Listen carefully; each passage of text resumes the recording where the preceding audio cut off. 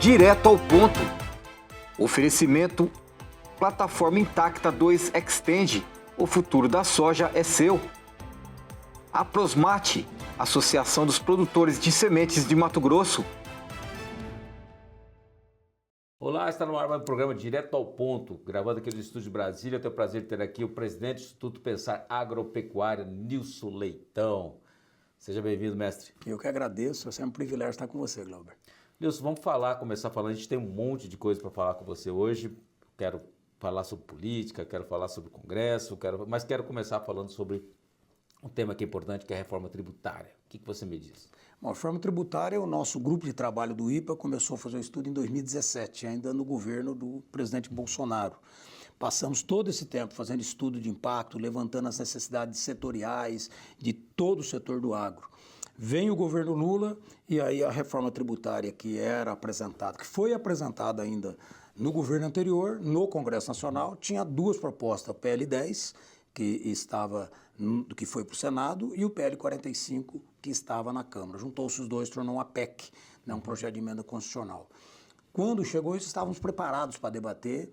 Chegamos no último dia, praticamente, do debate, tínhamos 9 itens só para poder incluir na PEC ou retirar da PEC. Então ficou fácil, o próprio relator acatou o nosso pedido e isso deu uma redução de 60% da alíquota que for criada, que vai ser criada provavelmente depois do PL ainda, né? A alíquota que a gente não sabe, né? A alíquota vai ser criada depois que for aprovado o projeto de lei e tudo que vai ser... Se for 30, ainda assim vai tributar em 12. Em 12. E assim vai baixando, porque é 60%. Foi uma grande vitória.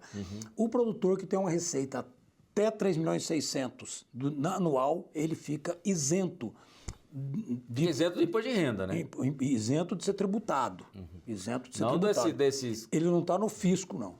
Ele não está no fisco. Ele está isento mesmo da tributação do IVA e do IBS. Certo. Ele está totalmente fora.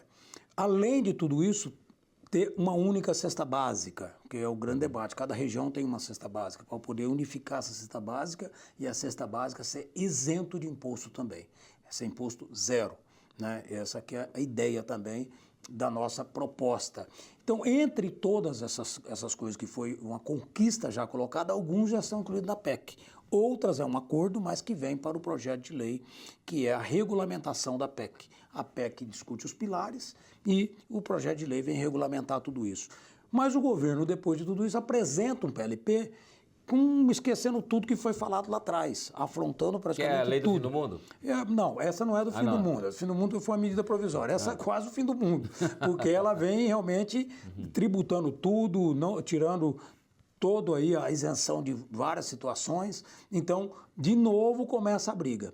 Nesse momento, já temos um bom estudo sobre isso, até porque estamos desde 2017 fazendo isso, já com a PEC isso amadureceu cada vez mais. O que nós não podemos é perder aquilo que foi conquistado nesse último ano. Então, esse momento, quando o presidente Arthur Lira, que decidiu votar ainda no primeiro semestre de 2024 na Câmara Federal, ele constitui 2 grupos de trabalho de deputados. Um grupo está discutindo toda a área dos entes federativos, município, estado, União. E a outro grupo está discutindo toda a tributação da iniciativa privada, de todos os setores. Então, esse grupo da iniciativa privada vai apresentar o relatório nos próximos dias. Nós vamos pegar esse relatório, fazer o confronto daquilo que precisa ser para o agro, apresentar a nossa proposta e imediatamente vai ter que fazer um acordo ali para poder ser votado na Câmara. Votou na Câmara, ainda vai para o Senado, depois volta para a Câmara. Então tem um tempo ainda para brigar, mas a velocidade que o governo quer e que o próprio presidente da Câmara e do Senado também deseja, provavelmente esse ano deve ser votado. Agora me diz uma coisa, a gente teve a medida provisória do fim do mundo, né? Que está ali, e a gente viu uma grande mobilização. É a primeira vez que eu acho que eu vi tanto o empenho de Senado e Câmara, e o próprio presidente do Senado, né, defendendo.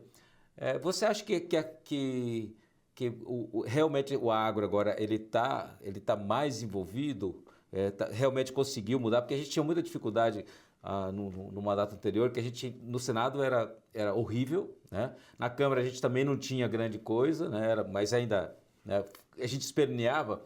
Mas você acha que agora a gente realmente tem um exército treinado para defender o agro? Essa mobilização da MP 227, que é a Fim do Mundo, ela tirava a desoneração das exportações e a desoneração de quem tem desoneração. Então, além das exportações, também tirava, por exemplo, do hospital filantrópico. Então, assim, era uma coisa que agoniou todo mundo. Então, houve uma unificação, o governo com o discurso que precisava recuperar o que ele perdeu na desoneração da Folha, que foi 39 bi, que é o número que ele fala. Né? Eu também não sei se é esse número. Então, isso deu uma mobilização enorme para que não quebrasse o setor, porque ia arrebentar o setor. Só na soja era 6,5 bi que ele teria que pagar de imposto 20 dias depois que foi editado essa medida provisória. Então, se não derrubasse isso, não devolvesse isso e parasse naquele instante, realmente ia dar um impacto muito pesado. Vou te dar um exemplo. No mês passado, na última sexta-feira, né, a soja estava em Primavera do Leste 125. Quando deu esse negócio do final do mês ali, que era PEC, aquela coisa toda ali, que até os caras tinham que cumprir, a soja caiu, no caso lá, R$5 por saco. Você vê, só que o negócio de medo, né? É isso, medo. não. Então, que loucura, o mercado é especulação, é intriga, fofoca, isso aí que o mercado é isso. Então, na verdade, o governo brincou de fazer isso e o governo não comunicou, ele não combinou isso com ninguém.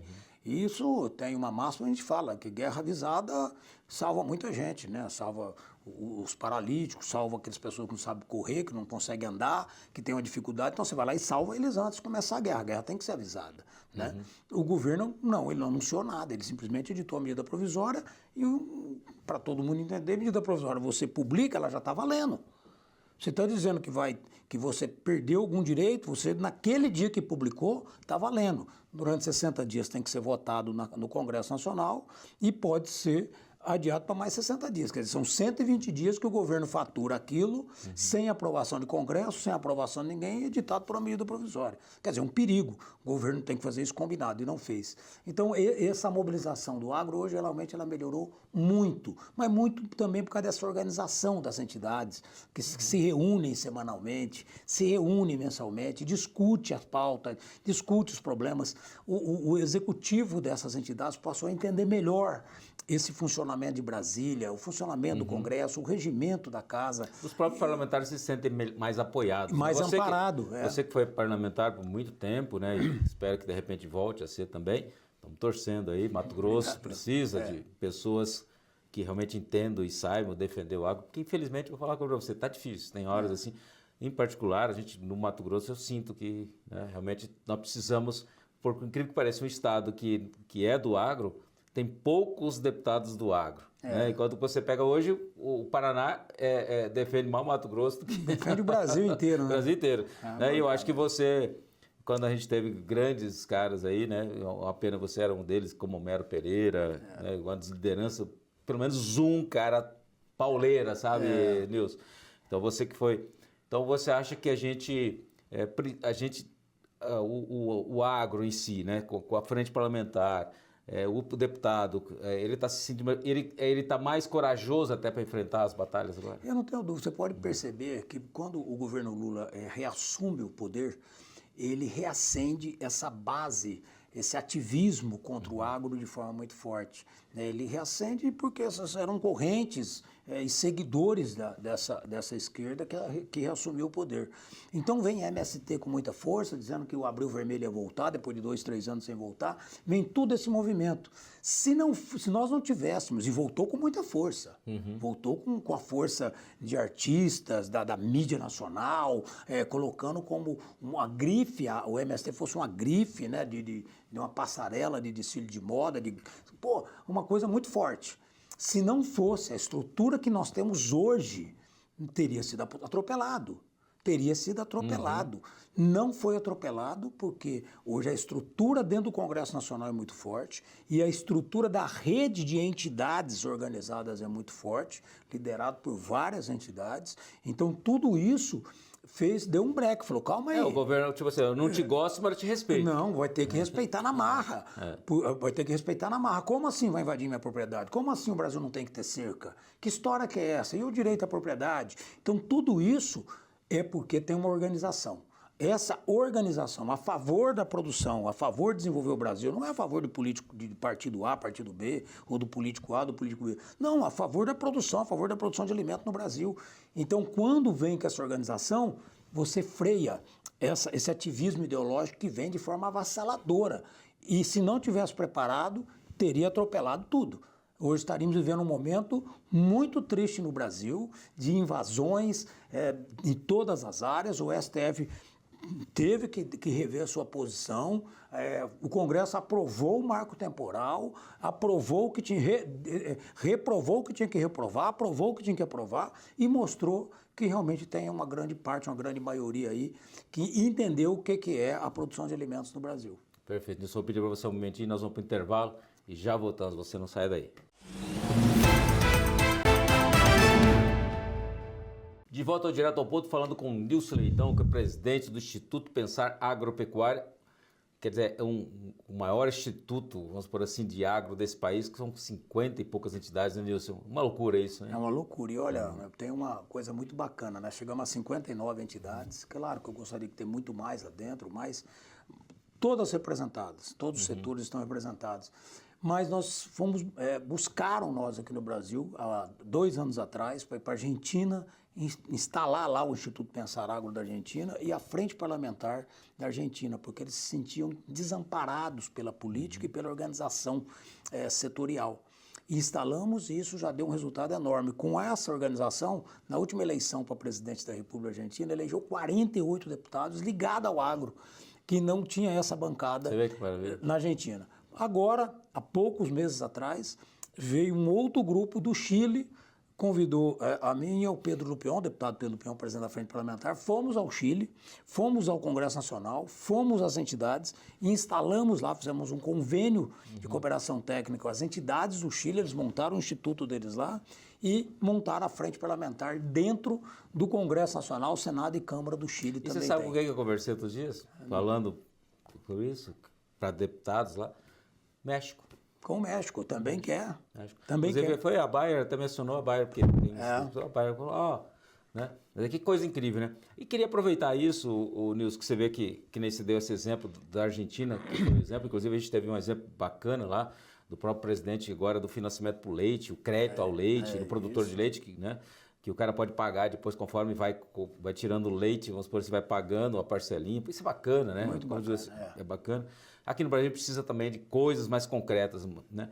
A gente está vindo para uma eleição municipal, né? E essa eleição municipal ela é muito importante porque ela vai referendar depois a eleição próxima que vem para governador, que vem para senador, que vem para deputado e que vai para presidente da República. Eu queria assim, que você, que já foi prefeito, deputado, entendeu? Um grande articulista político, né? E que eu me disse que espero que talvez repense, né, em voltar para a política. O que você acha que está faltando? Você acha que o produtor ele precisa se engajar mais nas eleições municipais, seja para vereador? Porque o cara chega, não quero ser candidato. Pô, não quer ser, tudo bem, cara, mas é no município que começa o negócio, né? É isso, eu acho que tem que se envolver muito, né? Eu sempre, quando tenho a oportunidade de falar, eu falo para os sindicatos rurais, eu falo para os líderes, né? Que se a política não resolveu tudo, é só a política que pode resolver tudo. Você não tem outro instrumento.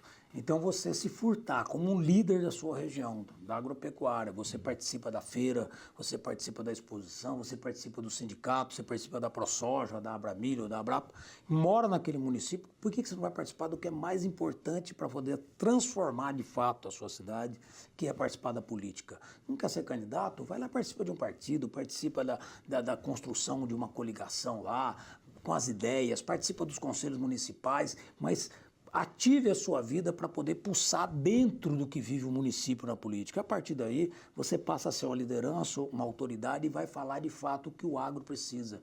A maioria dos deputados, quando chegaram em Brasília, que há 15 anos atrás, 10 anos atrás, eles não tinham noção do que é agro. Eles não tinham noção. Graças à FPA, o IPA, que você ajudou a construir, tudo isso, é que hoje os parlamentares, a grande maioria, fala agro todo dia. Há 15 anos atrás, agro não era pauta. Agro não era pauta nem no Congresso e nem na mídia nacional. Não tinha isso, um ou outro falava do assunto, né? Hoje não, hoje todo mundo fala da agropecuária brasileira, fala da produção, defende o alimento brasileiro, exatamente porque a política introduziu isso e alguns entenderam isso e passaram a defender politicamente. Então eu não tenho dúvida, o Brasil só vai mudar quando as pessoas realmente que têm o que perder, as pessoas de bem, se meterem na política a partir do seu município. Porque o produtor, muitas vezes, ele não se toca, né? Que muitas vezes, vou pegar um exemplo. Qual aconteceu na moratória? Né? Você vê, quantos municípios lá, as câmaras municipais fizeram legislações, se envolveram, abraçaram aquela causa da moratória lá do Mato Grosso, né? Ser um baita de um exemplo. E aí, muitas vezes, você chega lá, o produtor, você tem um monte de produtores, os caras estão na cidade, e aí os vereadores estão lá, o vereador não está nem aí com o agro, o cara nem conversa com o vereador. Aí o vereador daqui a pouco, não, vamos proibir aqui o uso de tal defensivo, vamos proibir aqui de plantar soja no município, porque a Câmara ela pode ser mais restritiva. Ela pode. Lógico, claro. E os caras esquecem disso. Então, eu acho que não, que o cara tem que chegar lá e não tem que fazer nada. Então, realmente é bastante complicado. Eu queria aproveitar, então, já que eu falei, citei moratória, citei essa questão de sustentabilidade, eu queria que você colocasse um pouco de sua visão. O que você está vendo? Porque, toda hora, agora, na Europa, estão querendo soltar mais o negócio agora, de novo. Né? Mais restrições, cobrando, e aí tem a moratória aqui, que já é um pé no sapato do produtor, que é um absurdo. Né? Me fala um pouco disso. Glauber, a história toda nos últimos 20 anos, esses setores, nessa guerra econômica, vendo o Brasil desenvolver como está desenvolvendo, apesar dos governos, apesar do Estado brasileiro, apesar de toda a burocracia, da ineficiência, da falta de logística, tudo contra o Brasil chegar onde chegou na sua capacidade de produzir, com essa tecnologia e com essa produtividade. Com tudo isso, chegou onde chegou, mas tivemos inúmeras situações, entre 2004 e 2007, 10 operações ambientais em áreas produtivas, ações para reduzir o tamanho de área para se produzir no Brasil, denúncias de uso de defensiva agrícola, querendo impedir a pulverização aérea. Cada dia tem uma armadilha dessa para poder prejudicar, né, o desenvolvimento. Não se pode construir uma ferrovia, não se pode fazer uma rodovia onde está 40 quilômetros de uma área indígena. Quer dizer, o Brasil põe todas as restrições possíveis e geralmente essas ideias não nascem da cabeça de um brasileiro. Isso vem de algum lugar de fora da Europa, de algum lugar, traz a ideia, faz isso lá, cria mais um parque, cria mais aquilo. Então, tudo que podia fazer dentro da legislação para atrapalhar o desenvolvimento da agropecuária brasileira, já fizeram. A moratória é uma inovação. A moratória ela nasce antes do Código Florestal, um trabalho de mercado iniciado pelo Greenpeace, dizendo, olha, em áreas desmatadas não se pode comprar soja para a Europa. Não se pode vender soja para a Europa. Muito bem. Então ele coloca ali um corte que é uma questão de mercado. Mas isso não é palpável, isso não é uma lei, isso não é uma ação. E aí obriga, vamos colocar dessa forma, obriga o comprador de soja no Brasil, que no caso aqui são as tradings, né, representado pela Biora. Fazer uma lista negra. Inclusive. Faz uma lista dos produtores, começou com 60 nomes, foi para 300, foi para 800, são mais de 6 mil. Né, que são proibidos. Mas veio o Código Florestal para corrigir isso. Falou, pera, não tinha regra para o desmatamento, não tinha um corte, não tinha um marco temporal ali, agora tem. Então o Código Florestal veio e corrigiu tudo isso, criou uma legislação, mas mesmo assim o Greenpeace ainda insiste que essa lista tem que continuar. E se caso os compradores de soja do Brasil, que compram do produtor rural para vender essa soja lá fora, não obedecerem isso, eles vão ser estampados no jornal lá fora, vão ser acusados de estar comprando soja em área ilegal, em área desmatada, em área que prejudica o meio ambiente, e que tudo isso é uma mentira. Não é verdade nenhuma. Mas eu já passei da seguinte visão. O produtor é uma vítima disso e as trades passam a ser uma vítima disso também. Porque, na verdade, os dois estão aqui acuados, né? Porque o cara não quer brigar com quem compra a soja dele lá fora. E ele vai ficando nessa situação. Então, a minha visão de tudo isso só tem uma saída. Mas é engraçado, você falou que você mudou a sua visão e a gente, no começo, até a gente ficava meio pé da vida com as trades, não ficava? Com a Biora, xingar uma Biora faz parte do IPA, hoje eu entendo ela. Eu a mesma coisa, até eu achava assim, poxa, mas os caras... Eu falava assim, mas cada um tem o direito de comercializar, ninguém é obrigado a comprar ninguém. Mas hoje já tem uma visão diferente, porque na verdade a própria trade está acuada, porque ela está sendo obrigada, refém no instrumento, né? É então, isso, é um absurdo. isso. Então, na verdade, quem precisa dar um jeito nisso? Se a política já está fazendo, o governo de Mato Grosso, os prefeitos, os sindicatos rurais, né? Câmara de Vereadores. Câmaras de Vereadores, o TCE, o Tribunal de Contas do Estado, o próprio TJ está lá engajado, todo mundo vendo que isso aí é uma injustiça, é uma covardia. Só que para o cara que compra soja lá fora, ele está preocupado se os prefeitos estão reclamando, se os vereadores estão reclamando, se o governador está reclamando. Precisa de uma ação que obrigue a Biov a comprar aquela soja, ou pelo menos não colocar qualquer tipo de restrição naquela propriedade. E nem o banco, que está acontecendo isso. Quando o Banco do Brasil se envolve nisso, quando o BNDES se envolve nisso, aí é covardia. Aí está sendo muito injusto, não está fazendo o papel de banco público, né? Porque não tem uma lei dizendo isso. Tem nada, uma restrição de uma ONG e vai deixar de comprar do produtor? Não, está errado. Então eu acho que só pelo meio judicial pode resolver isso.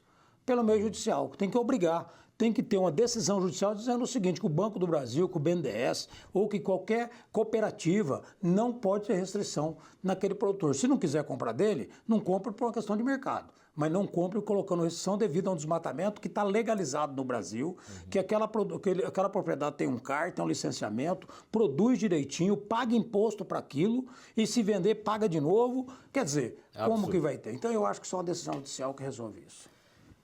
Obrigado, mestre. Obrigado pela sua presença aqui no Direto ao Ponto. Eu que agradeço, é sempre uma alegria estar aqui com você. Tá aí, mais uma entrevista super especial para você. Obrigado pela companhia. Até o próximo programa.